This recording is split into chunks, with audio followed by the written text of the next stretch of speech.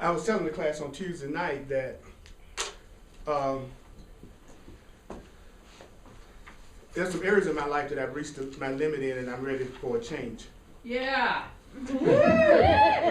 And I've done this for 32 years, so I know that the easiest way to do it is the easy way. And I like the easy way, I admit. I like the easy way. I will admit I like things easy. I know that may be blasphemous to some people, but I like ease and no struggle. And I found that the Course in Miracles produces change in my life with a lot of ease and no struggle. And all I have to do in order to have every situation shift in my life and my relationship shift in my life is simply read it. The remembering of the truth somehow triggers transformation in your outer world. I used to think it was the analyzation and the understanding of the truth that made the difference. So I would come to things, and what I would be doing while I was sitting there was analyzing everything that the person was saying and trying to understand what they were saying. And the Course says that, it's a line in there where the Course in Miracles says, your understanding is not a powerful contribution to the truth. And your understanding doesn't make the truth what it is. And I thought that was pretty interesting, but remembering it does. So what I do every Sunday is I let the Holy Spirit, the higher self, the higher power, choose the lesson. And then have a randomizer and I hit it and then it comes up with the lesson. And it's the lesson that I'm supposed to say to the people that come today, because the inner teacher says that the only reason why people come here, when they come here, is that they're sent. That has nothing to do with my charisma. That's okay. I'll overlook that. And so that means it's not an accident that you're here today. And what I'm going to do is I'm going to plow through this, and then I'm going to open it up for some discussion, about 5 minutes or so, which will be plenty. And then I'm going to move forward. So if you raise your hand while I'm plowing through the plow through part and I don't respond, don't take it personally.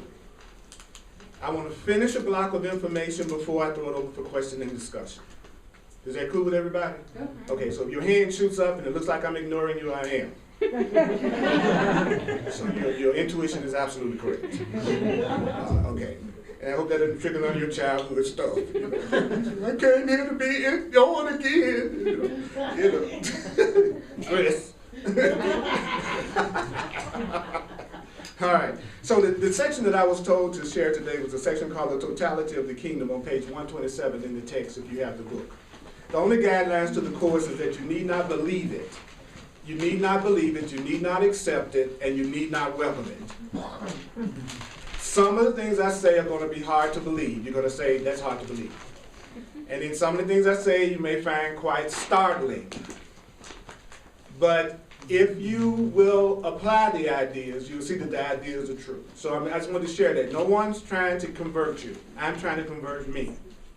I'm teaching this so I can learn it, and whoever else wants to learn it can learn it with me. Is that cool? All right.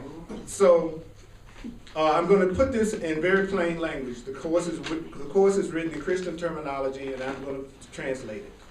And also, it's basically talking about love and fear, and the difference between love and fear, and how to let love in and how to keep fear out.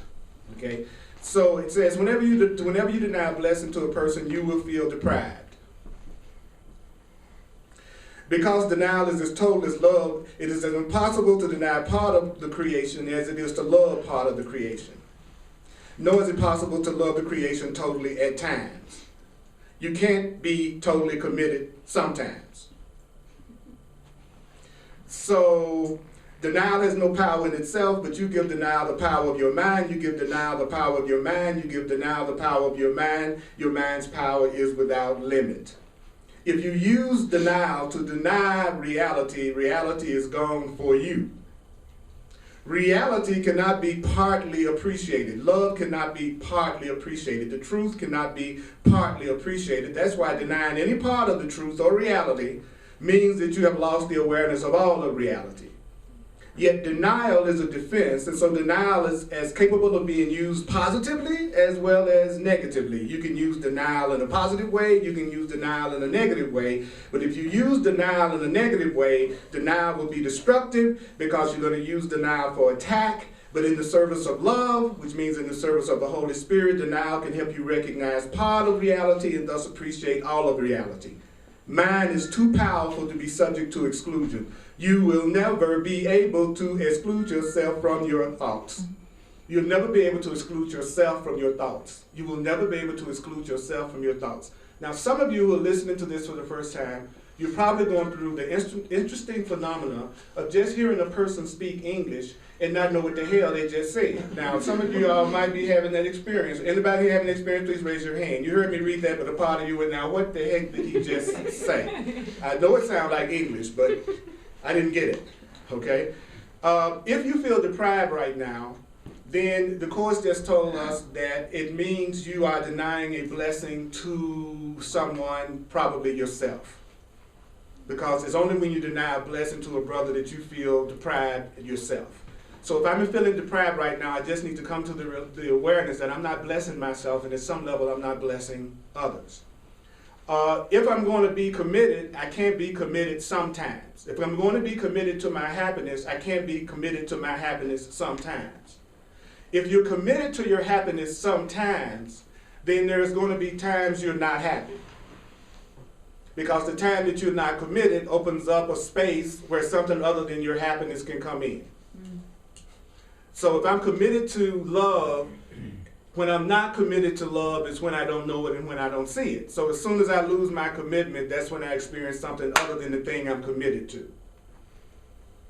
I've heard people say in relationships many times, this person is afraid to make a commitment, or this man is afraid to make a commitment. This man has, especially with men, you know, they're afraid to make a commitment. And I always say that because I'm pretending I'm a man. So I'm actually a spiritual being inhabiting a physical body that's a male body, just like the rest of you. I'm not this body. This body is how I'm communicating to you. I'm a spiritual being and so are you. But we confuse ourselves with our clothes.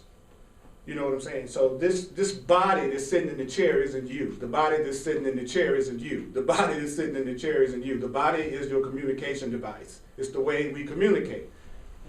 All right? So I decided to go to the African American stove before I was born. And obviously I was showing out. Because I decided to be an African American body, born in the South, in the 50s, doing segregation. So I was really wanting to party like a big dog. You jokers decided y'all went to the white store. Yeah. And various other stores. And you chose different outfits. Then we went insane and started to identify ourselves as being our outfits. You understand? So now we think we are our outfits. And the Course in Miracles says, I don't have to break it to you, jokers, but you're not your body. Okay, you have a body, but you are not your body. And the reason why you are afraid is because you are identifying with your body. And your body is vulnerable and can be hurt. So therefore it keeps fear going, and your life is all about your body. And making sure your body is safe, and your body is fed, and your body is housed, and your body is, because your whole life is caught up in your body. That's deep. And that attachment to the body creates fear. Fear blocks your ability to see and feel love, and fear blocks your ability to hear your own inner guidance because you're in conflict and fear. And so it looks like you're here trying to make it on your own. I went, wow, that sounds sane. It sounds way out, but it sounds saner than some of the other reasons. I mean, it sounds saner than I got here because of the stork. I don't know about you. So the Course in Miracles says that in the service of the Holy Spirit, you can use denial to your advantage. In other words, if in the service of love, I could deny that I'm guilty. I could deny that I'm sinful. I could deny that I'm separate. I can deny that I'm alone. I can deny that lack is my natural state. I can deny that I'm unloved. In other words, you can use denial to your advantage instead of using denial to your disadvantage. So deny any thoughts that are not based on love. Deny that any of those thoughts have any power over you and what you are. And you're using denial correctly. If you use denial to deny reality, in other words, I'm going to use denial to deny love, to deny truth, to deny my goodness, to deny my innocence, to deny that I'm connected to you, to deny I'm not alone. Now I'm using denial destructively. I'm denying that I'm joined with you. I'm denying that I'm one with you. I'm denying all of us deep down in our soul knows it's more to our life than what's going on. All of us do. People who are drawn to classes like this are usually people who, they don't quite understand why, but this didn't all really make sense to them since they were a child. And it seemed crazy as hell, but it looked like it made sense to the people around them, and they really couldn't understand it. And it felt like if God was really, no God would create this unless the God was rather sadistic. So they would rather go, there must not be a God, than to think a God would be behind some of the stuff that we see going on, you know. And let alone, like when I grew up as a Southern Baptist, being taught stuff like, you know, to think something was as bad as to do it, and you would just quickly go to hell if you thought it, as you would if you did it. Well, I just went ahead and did it. Seemed like to me that'd be a lot more fun. I'm going to hell anyway. I just want to go ahead and do that. You know. So they should have never told me that. And then if you ask questions, you were told you better not ask any questions. I don't know about you. I'd ask questions like, if Adam and Eve were the first two people, and they had two kids, Cain and Abel, and the next chapter said they got married. Who did they marry? Don't question. All right, listen, just asking. Just asking. So,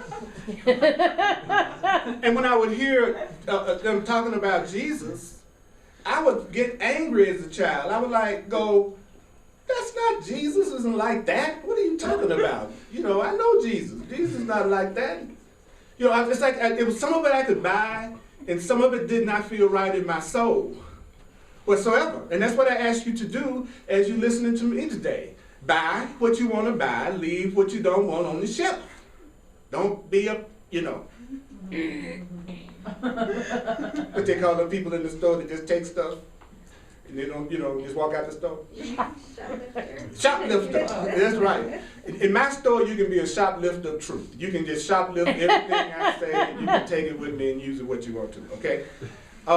So your mind is too powerful to be subject to exclusion. There's no such thing as you having a thought that doesn't include you, that you're somehow figuring in the thought that you're having. So when I listen to this and I want to make it practical, then I tell myself, right now there's some area of my life that I'm feeling deprived in. So that means that's where I'm denying a blessing to myself, and that's where I must be denying a blessing to someone else. So what I need to do, instead of worrying about how to get the thing I am deprived of, what I should be working on is how much can I bless myself and bless those around me. How can I show more appreciation than I'm showing right now? Not how can I go out and get that thing I think I'm lacking. I'm really not blessing myself enough. What would be one of the ways you could bless yourself? You could bless yourself by letting yourself have a happy day. You could bless yourself by telling someone who's doing something that you appreciate it, and don't just assume that they realize you appreciate it. I was at a Thanksgiving dinner the other night, and that was the thing that the hostess asked us to do, was to name, two things that we felt grateful about, in being there. And considering the fact that I live by myself and I'm a bachelor, I was just glad to have some food that wasn't microwaved. Well, I'm a microwave master though. And I know those of you who probably think that means I'm going to have some kind of illness because I'm using microwaves, and I'm upsetting you right now. I love radiation. So it won't harm me. So I love it. When I go out to eat, I say, make sure I have some gluten and MSG in that. They just relax. They go, I mean, I'm gonna order what's on your menu just the way it is. Oh, you want an extra dish for free? You know. I try to make things easy for people. I don't try to make things hard for people. I try to figure if you make things easy for people and you add to it being something they want to do, it increases the possibility you might experience it through them. I don't know, it's a radical concept, but that's the way I try to live. I used to choose people who didn't want to do it first. And then I would try to convince them to do it, and usually I would try to do it through anger and guilt. Anybody know that pattern? Yeah. I'm going to get you to do what I want you to do by making you feel so bad that you're giving in to what I want. Anybody familiar with that one? Anybody done it in the last 48 hours? You call that anger. In case you're wondering, the code name it goes by. Anger. I'm so mad at you. You better come home on time. You know. And then you want them to tell you they love you in the next breath. And why don't you ever tell me you love me? Because I don't. That might have something to do why you haven't heard it in 6 months. I really don't.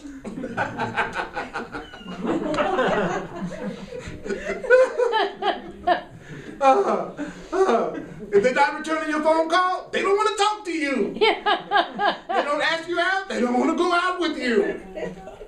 You know, it's not deep. Is he into me? Is he calling you? He's not. Is she into you? Is there some way she's making herself open and available to you? She's probably not. It's not. You don't have to be psychic. You just have to be able to see. But see, when you're in denial, it hurts you, right?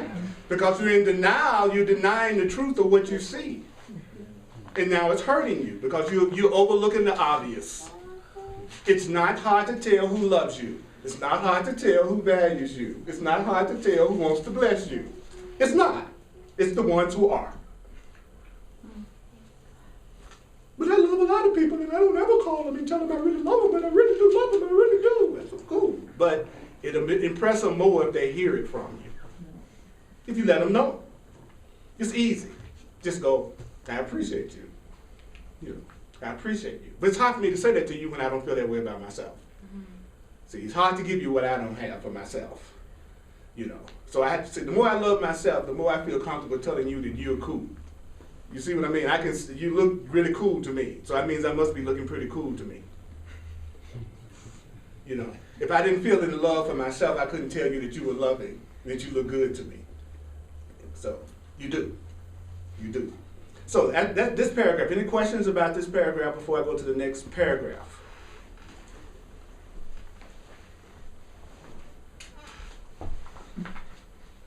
Every thought you have about someone else, your mind automatically applies that thought to you. Every thought you have about someone else, your mind automatically applies that thought to you. Because you're thinking it. So if I think all of you are frightening and unloving, then I'm going to believe I'm frightening and unloving also. My mind's going to automatically apply that to me too. And then I'm going to see it because my perception always follows my thoughts. So I'm going to see what I believe. I'm going to see only what I believe. I don't see anything but what I believe. So everything you see is what you believe. So people would say, I see a lot of stuff out there that I don't believe. That's not true. You're seeing exactly what you believe, but you are pretending you don't believe it. You're seeing your unconscious thoughts. So every thought in my mind that I don't want to own, I see that thought in someone around me. So if I don't want to see myself as selfish, I'll see my friend as selfish. If I want to see myself as controlling, I'll see my mama as controlling. I'll take every one of my thoughts that I don't want to believe that's actually in me, and I'll project it into the people in my physical environment. So if you want to know what you really think, it's what you really think about everybody else. That's what you are like. Those are your thoughts. So if you're surrounded by really cool people that you think you love what they say, then you know you got some really cool thoughts. If you're surrounded by people that look like you're the only nice one and everybody else is crazy, you're quite crazy. You're nuts. but you're trying to make yourself think you aren't by thinking you're the only one that's sane. Because it's hard to admit to yourself that you're a little loony. And I understand that. No problem. Nobody just wants to wake up in the morning and say, I'm crazy as hell. But no, right. So how do you keep from fooling yourself? By getting in touch with what you're projecting in everybody around you. That way you won't fool yourself about what's going on in your consciousness. Good stuff. Okay. If y'all, no comments, no questions? Everybody got that? Perfect. Yes.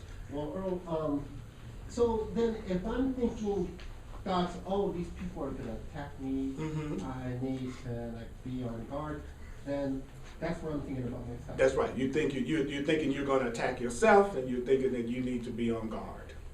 And so you perceive that in others. It's always like, I believe I can't trust you means I believe I can't trust me. I believe you're out to get me means I believe I'm out to get me and I'm out to get you. Use the reversal law. What you're saying about someone else applies to you equally. You are a murderer. There's a part of me that has murderous thoughts. I did a few bugs in today. But those were bugs. That don't count. Murder is murder. The bug didn't like it. Okay. Even though I can't really destroy the bug, because actually I can only destroy the bug body.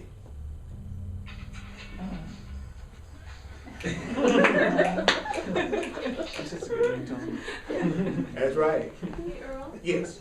I'm going to ask on behalf of my sister, but she was saying, what if you really see a bad person? What if you see someone that really is bad, like they're beating up, they're kicking their dog right in front of you, or something? Okay, now, there's no justification for attack. There's no justification for attack. But there's another way I could see that person. I could see that person as calling for help. I could see that person as being temporarily insane. I could see that person as calling for love. I could see that person as calling for God, and still say, don't kick the dog. Because what I want to do is, see, you don't see a person like that necessarily for them. You see a person as doing something that's a call for love for you. The Course in Miracles is real crafty. It uses the law of self-preservation to our advantage, which simply says we are much more likely to do something that's going to benefit us than if it's going to benefit somebody else. Law of self-preservation. I'm going to look out for me quicker than I'm going to look out for you. I mean, I am. I'm just being honest with y'all. Okay, and I know y'all feel the same way about me. I know you look out for you more than you would look out for me. I don't care what you say. You know that's true, and I know that's true. Or you wouldn't go to bed tonight without making sure I had food. And you wouldn't go to bed tonight without making sure I also had a roof over my head as well as you. So don't give me that stuff about you care about me as much as you care about you. We don't. But if you could show me how caring about you would somehow really help me, I'll care about you faster. If you could show me how seeing you as a loving person and being patient with you was going to also increase my patience and my love for myself, I would be much more prone to be loving toward you, if I would be honest. So the reason I want to see what the guy's doing as a call for love that's kicking the dog is because every time I see it as a call for love, I'm increasing my awareness of love. And whatever I focus on is what I create more of and what I see more of in my life. So if I focus on love, I see more love and I draw more loving people into my life. So whatever you want to have more of in your life, that's what you focus on and concentrate on. And whatever you want to see less of in your life is what you take your attention away from while still being willing to acknowledge that it's there. Everybody with me on this? Our thought creates our experience. Your experience is coming from your consciousness. It's coming from your mind. It's coming from your thoughts. It's coming from your feelings. We are creators. We were created by our Creator, and we are creators, and we create through our consciousness, and we create through our thought. But we were not taught that. We were taught to see ourselves as victims of circumstances beyond our control. And so that's the way it looks. I think I noticed about even in reading the Gospels, and I'm by no means a Bible scholar, but when I read the Gospels, the thing that I noticed was Jesus was continually saying that all the incredible things that he was doing, the people could do it too if they had the faith. He actually said they could do more than what he did. I don't know why people don't emphasize that when they're doing the Bible. You know, or that it said in there, don't you know ye are gods? You don't hear that on the pulpit on Sunday morning, but you do hear what will make you feel guilty sometimes and afraid and manipulated and controlled because it's easy to control a guilty person because they're going to be trying to make amends, and so you can control them to a certain degree by making them feel so bad they'll do what you say. The guilty, fearful people are easy to manipulate. People who are not guilty and fearful and alive and awake and loving, they don't put up with no stuff. Because they're not going to let anybody control them. They know that they are the ones making their own choices. They know they have a right to think whatever they want to think. So they don't let you control them. That's why people who like to control usually stay angry at consciously evolving beings, because consciously evolving beings don't put up with their stuff. You know, the more you try to make me feel guilty, the less inclined I'm going to be to want to do what you're trying to get me to do. The more you try to attack me, the less I'm going to respond. That's where my mind works now.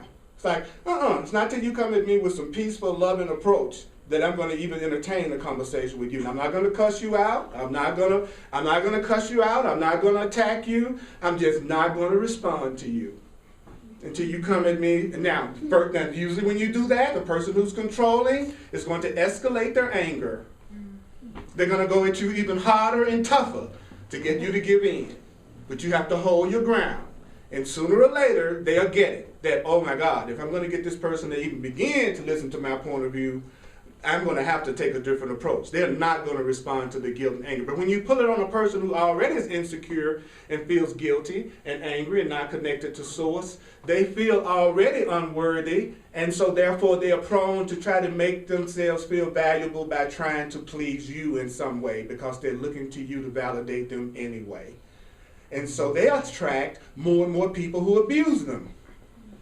Because they think through responding to abuse is how they become a better person. And they don't even realize that unconsciously they're drawing and asking for attack through their lack of love for themselves. That's why the most protective things you can do for anybody is love them. Appreciate them. Let them know they are valuable. Because if they believe they are, then they will begin to attract circumstances and people who validate that they're valuable and that they deserve to be loved. The most protective thing a parent can do for their child is to reinforce in their child's mind not that they're sinful, but that they're innocent and they can make mistakes in judgment and perception just like I can. So, because if that child has a core belief that they're loved and innocent, and your thoughts and consciousness create your reality, and I have a core belief that I'm innocent, which means I have a core belief that I don't believe I deserve to suffer, then I don't draw attack to me as quickly, if at all. Doesn't that sounds too simple? That's why you know it's the truth. Do you think an intelligent God would make everything complicated and beyond your ability to do? No, an intelligent God would go, how simple can I make it, and how can I make it something you would want to do? Because if it's simple and you can do it and you want to do it, you're going to do it. If I'm a crazy God, I'm going to come up with a lot of instructions that you don't understand, that's hard for you to do, and hell, you don't want to do it. No intelligent being is going to try to approach you in a way that you will not want to do what's being presented. See, the Course in Miracles says we're totally sane, but we've learned insane lessons. That we're totally capable of understanding sanity. We just don't ever hear any. And we know something is wrong, but we don't know what. Right? We know we're suffering sometimes, and it doesn't make any sense. Why? Because the Course says we don't get that we're suffering because of the thought system that we've learned. We're suffering because of what we've learned, and we're trying to act out stuff that's not true, and so it causes us pain. We overlook the pain, and incorporate the pain as being part of the path. Instead of saying, a path that's painful must not be my path, we go, it's painful because this is a challenge for me to overcome some obstacle that makes me stronger. So then we make the pain part of the path. And then when people go, well, you know, if it comes too easy, that's not good. You should have challenges, and you should have obstacles that you're overcoming so that you can become strong. Then I ask them with much love, what are you complaining about then? If your life is full of challenges and obstacles and it's hard, and you believe that it should be full of challenges and obstacles in order for you to become strong, then you should be very happy with every challenge that comes your way. What are you complaining about? Because I notice the same people who will say that to me are the same people who are complaining about some challenge that they're trying to deal with. The very same person that be telling me, I'm going through this stuff with my boss, and I said, well, would you like to have an easy relationship, harmonious relationship? Is it okay for things to be totally easy for you? Is it okay for you to make pain not necessary to grow? No, you need that. You know, it's going to make you strong. And I'm like, well, your boss should be getting a present from you because your boss is making you strong. Does that make sense? It makes too much sense. Block it out, block it out, block it out. Okay, okay, block it out. I'm talking sense. You're not supposed to do that, you know. I'm saying you guys are loved, and all you deserve is love. I'm sorry. All you deserve is love. That's all you deserve. I don't care what you did on prom night. All you deserve is love. Period. No exceptions. And then when you do something crazy and I do something crazy, we deserve loving, gentle correction. So the person kicking the dog is full of self-hatred. The person is giving the dog what they think they deserve. They're kicking the dog because they believe they need to be kicked. The person that murders is the one that wants to be killed. If they didn't want to be killed, they wouldn't be killing nobody. They're giving what they want to receive.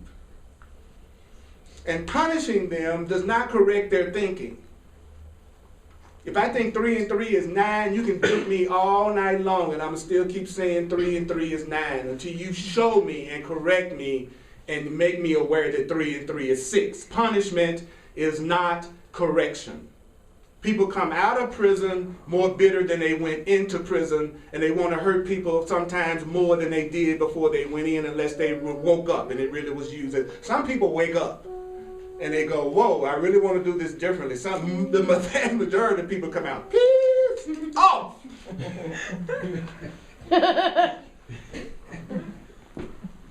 And not hating and not loving themselves even more. So they go out and attack even more so that they can receive the punishment even more. And we're wondering where's the increase coming from? Metaphysical, spiritual law. So when I say to you that you deserve love, I'm not saying that you necessarily believe that. That's the function of our relationship with each other, is that we help each other recognize that we deserve it. That's the only reason to be in a special relationship with anybody. It's the purpose of the special relationship is for you all to remember the truth about yourselves together. I'm there to help you feel more loved, more innocent, more cherished. I'm not there to be the one that witnesses back to you what's wrong with you all the time. I only want you if I want to judge and condemn myself. Then I need a mate like you. Then I need a friend like you. So if I believe I'm no good, I need somebody to tell me I'm no good. And you might show up, and I'll be so attracted to you, the passion is ridiculous. Have you ever noticed that you can have the greatest sexual passion toward the person you want to kill every now and then?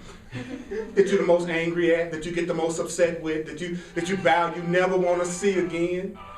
And you'll find yourself being drawn to that person almost like a magnet, and it doesn't even make sense to you why you still want them considering how they treat you. Have you ever been in a situation like that? Mm-hmm. That's because they're giving you what you think you deserve. Mm-hmm. And you don't even realize that's how you feel about yourself. And they're there to show you need to change your mind about you. So they're really making you aware of some stuff that's going on. They're taking you out of denial, like it was saying. They're giving you the opportunity to bless yourself. And sometimes the word of blessing that you can say to a person is, goodbye. Mm-hmm. So long. Like they used to say when I was a kid. Happy trails to you until we meet again. Goodbye. And then if you end the relationship in a beautiful way, you probably would take each other out to dinner and sit down very calmly. I mean, I've had relationships in like that. but we just got to the point that we realized we need to change form. That old form wasn't working anymore. And we literally went to a coffee shop and sat down and got some donuts. And we consciously ended our special relationship. We even talked about how we were going to deal with each other if we ran into each other. You know, what was going to be our strategy, because we knew the attachment was there and we needed to break that attachment. How could we do it in a conscious way? Well, sometimes if I knew I was going to be at a party, then I would email her and say, I'm going to be at such and such party coming this Saturday night. Just thought I'd give you a heads up and let you know so you can choose whether or not that's something you like to come to if you know I'm there. Because we were trying to help each other through the transition, which is different from the other breakups that I had early in my life when somebody was trying to run me down when I crossed the street. If you don't laugh at this, you're not getting it. You know what I'm saying? If you can't laugh at your own insanity, you're still caught up in it. When you get to the point you can laugh at how stupid you can be sometimes, then you're still caught up in that stupidity. That's how you know. Can I laugh at what I do, or am I still in denial? So, when a brother acts insanely, right, says he's offering you an opportunity to bless him. So that person is acting crazy is offering you an opportunity to bless them. Why? Because their need for a blessing is your need for a blessing. So the truth is, I need the blessing, so the universe is giving me the opportunity to give myself a blessing, because giving and receiving is the same, and I reap what I sow. So what I give is what I receive. You're giving me an opportunity to be patient. You're giving me an opportunity to be loving. So you're really giving me an opportunity to bless myself. Because remember, your consciousness and what you focus on determines what you draw into your life. So there's nothing more important than what you focus on. That's why I was saying, even if the guy was kicking the dog and I saw it as a call for love, I was focusing on the idea of love, and then that would bring more love into my life, while still correcting the guy just kicking the dog. So there are only two things that people are doing. They're either expressing love or they are calling for love. So in both cases, I'm saying love, love, love, love. Love, call for love. Love, call for love. Help, call for help. God, call for God. Notice that I'm still focusing on the same idea no matter what anyone's doing. And the fact that I'm doing that, focusing on the idea of love in my mind creates my experience and my perception of my experience. What would I see more and more of? Love. So I'm actually using what could be seen as a negative situation to free me up, as well as seeing a positive situation to free me up. So why is it that I wouldn't be willing to see the guy kicking the dog as a call for love? My own imagined need to attack them for attacking the dog. I want to attack them more than I want to see that they're calling for my help, because I really want to judge and attack them. Everybody with me on that? I got the choice. I could see it as a call for help, or I could see it as an attack, right? If I see it as a call for help, then I'm increasing help in my own life. If I see it as attack, I'm increasing attack in my own life. But I think I deserve attack. I'm not worthy, so I'm going to judge you, so that I can increase the attack and the lack and the sickness and the unhappy jobs and the miserable relationships in my own life, because I don't deserve it. So every minute of every day, everybody in my life is giving me the opportunity to free myself or to imprison myself, depending on how I want to interpret what they are doing. It couldn't be that easy. It is, though. It is that easy. You would see your whole life transform if you remembered any of the things I'm saying today. Like if you walked out here today and said, I'm going to try to see what people do as a call for love. Because I'm not asking you to answer it. I'm not asking you to answer it. I'm not asking you to answer their call for love. We in stage one. Stage one is just recognizing that's what it is. I'm not even asking you to do nothing. We'd be doing good right now to just go, that's what it is. When my partner is screaming and yelling at me about something, and I can go, woo, that's a big call for love. Right? It's like, what did that just do? That just focused on love instead of attack. And guess what? If I really love you and I see that you're upset and I really love you, and I see that you're upset, and I really love you, and I see that you're upset, I want to help soothe your fear. I don't want someone I really love to be afraid and in pain. So if I see what you're doing is purely an attack, then I'm also out of touch with the love that I have for you. And that doesn't mean I'm going to let you abuse me. It just means that I'm going to say, you must need some help. You're afraid. What can we do to help get you out of this fear? What would you like me to do? How could I support you? What do you think you need? Just ask.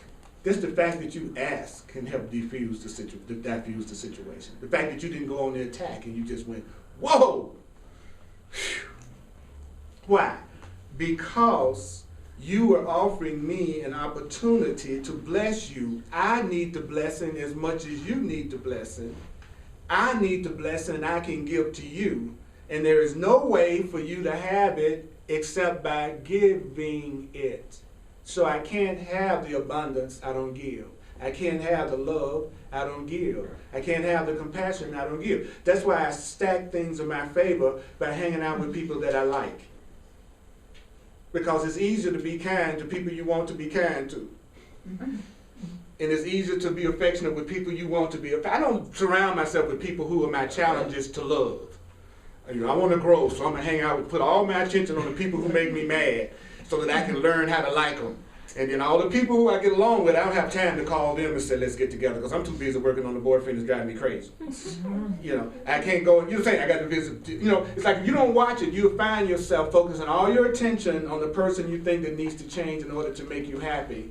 And all the people who are already appreciating you, you will find you don't make time for them. And so what you focus on, you increase in your life. So if you're focusing on the person and the situation that's giving you the most strife, you're just increasing your consciousness of conflict, and you start drawing more and more people to you that you conflict with. And you're wondering, where do they come from?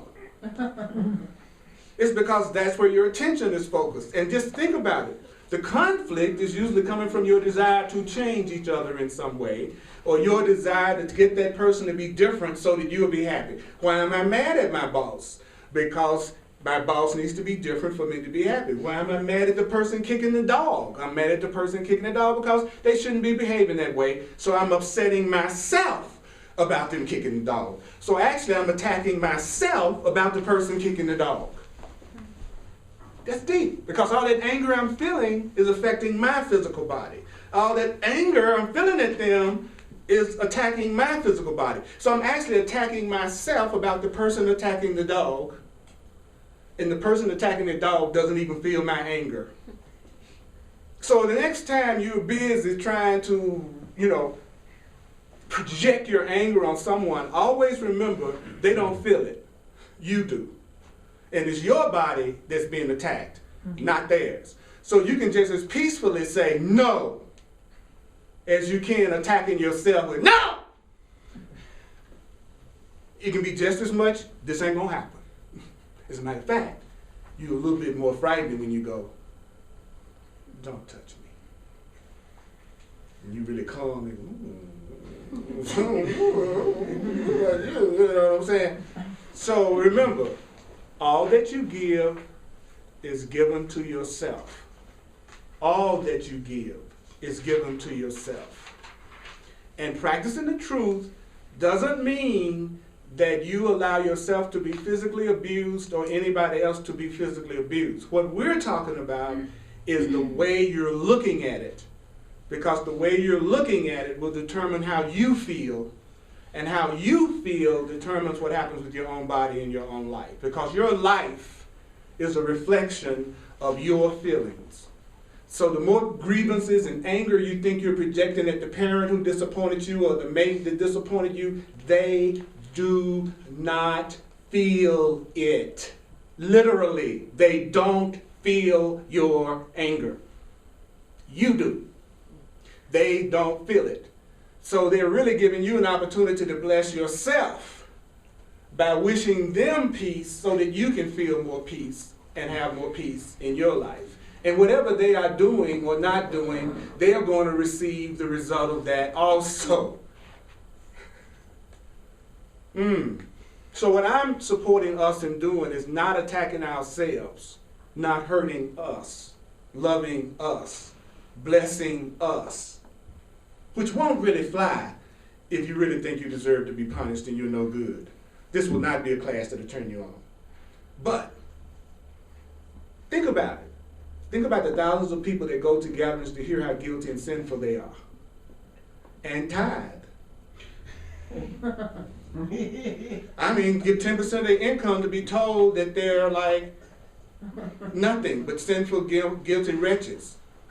That sounds like an incredible deal for the one who can pull that off. You know what I'm saying?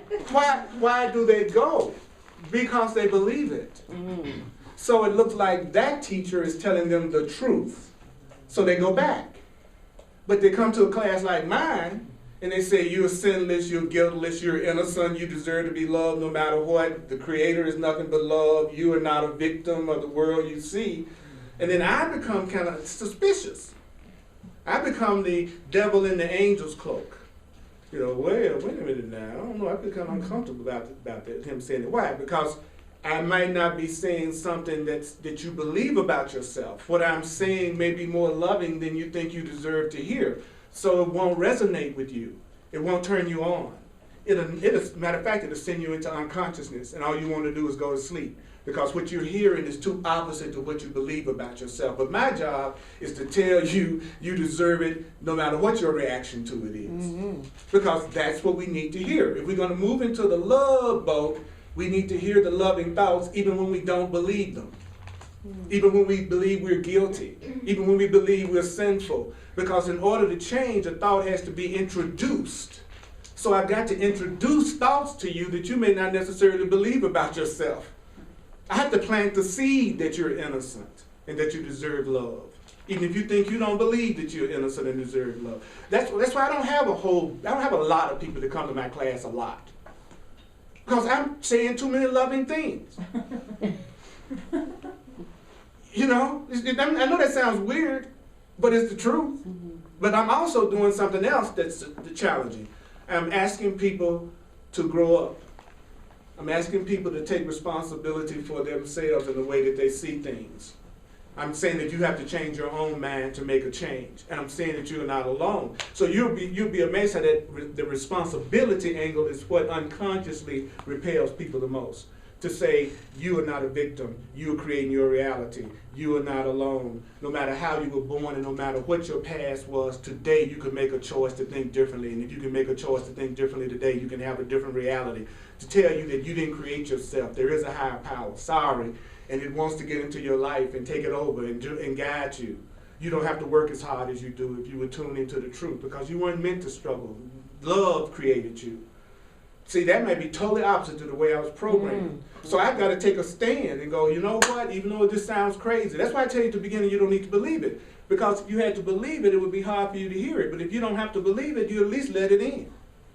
And you don't have to believe it. But if it's true, it doesn't matter if you believe it. That's what I love about the truth. If it's the truth, your belief has nothing to do with it.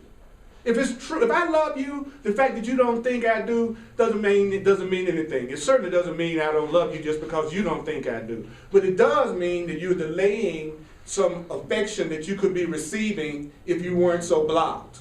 So the love is there. You're the one that's keeping yourself from receiving it. But you know what the good news is? If it's real love, it's permanent. And if it's permanent, that means it's always there. If it's always there, it means it's eternal. And if it's always there, constant and permanent, that means whenever you decide to let yourself have it, whenever you decide to let the blocks go, whenever you decide to get into the truth for yourself, the love will be there waiting for you. If anything, it's just increasing. So don't sweat it. The love isn't going anywhere. It'll be there whenever you want it. But why, since you believe in time, why waste it repeating the same old attitudes that produce the same old pain that you've always experienced, when you could just say, you know what, I'm ready to learn. I'm willing to admit I don't know everything. I'm willing to admit there might be another way to look at me and another way to look at this, and I'm asking for another way of looking at this. And this person is going crazy in front of me. They just giving me another opportunity for me to bless myself, and they're asking for help, and I can just see it as a call for help and a call for love. Even though I still might say, don't do that, stop doing that, this isn't going to happen. But I don't have to look at it in a way that attacks myself. I can look at it in a way that increases my awareness of love, which will draw more love into my life. And then I could use every so-called negative situation in my life to empower me and empower the people around me at the same time, and we'd all win. And that's what I want for you. I just want you to win always, no matter what. So could you acknowledge yourself for hearing this much? Do it for you, the body that likes to hear you deserve love. We gotta give it a little stroke, you know. That's what I'm talking about. Can we give it to our brothers and sisters in the room? You know, they deserve love. And it's easy for us to do it for them because we don't know them.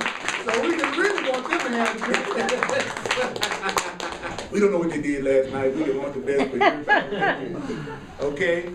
So, we're going to do the financial expression of appreciation offering. Thank you for sharing with me. I do this full time in the world, and I appreciate your sharing. All that you give is given to yourself. We are all one. And you're juicy, and you're cute. And that's the truth about you. And I'm available for one-on-one sessions, those, if you saw those sheets. And if you haven't been here before, I would love you to sign the contact list. And I'll tell you why. Because I can let you know about the classes and the workshops and when I'm in town and when I'm out of town and when there's going to be a guest speaker, and then sometimes about the subjects that I'm going to cover. So I would love for you to sign the contact list so I can let you know what's going on. But I'm not going to pass it around. I figure if a person really wants to do that, they'll come up and do it. So I'm going to put it right up here, and would love for you to sign it before you leave if you'd like to keep in contact with me. Also, I put all of my classes on YouTube, all of them, eventually. And I want you to know that you can hear it over and over again. I literally have over 700 classes on YouTube. So you can hear this over and over so that you won't forget it. And also on my website, earlpurdy.com. I got audios as well as videos on my website. Why? Because the truth says it's really about remembering it. If we remember it, we'll get the transformation. And I also want to invite you to come to the 11 o'clock service here on Sundays. It's also very loving and very intimate and very powerful. I felt like I heard something today that was helpful to me. And the thought that I really got is that everybody's offering me an opportunity to bless myself and to bless them, because I need the blessing I can give to them. And the blessing for them is just seeing them correctly, and seeing them correctly would be seeing them as having some kind of a deep call for love or a deep call for help. Also remembering that it's not saying I am the one that's supposed to necessarily physically handle that. It's not like a person's not going to be helped unless you do it personally. God wouldn't be that cruel. Okay, so how do you know if you're the one to do something physically? You would want to do it, and you probably would have already done it. You wouldn't be sitting back wondering, should I help them? You would probably already be doing it if you were the one. So don't think a person's not going to be helped if you don't do it. God isn't that cruel. What loves us makes sure that help gets to us in whatever way it can, not necessarily to any particular person. So don't think that that person won't learn love unless they're with you, or you won't learn love unless you're with them. You're going to get the lesson anyway, because love is going to always find itself. And that's all you deserve. That's all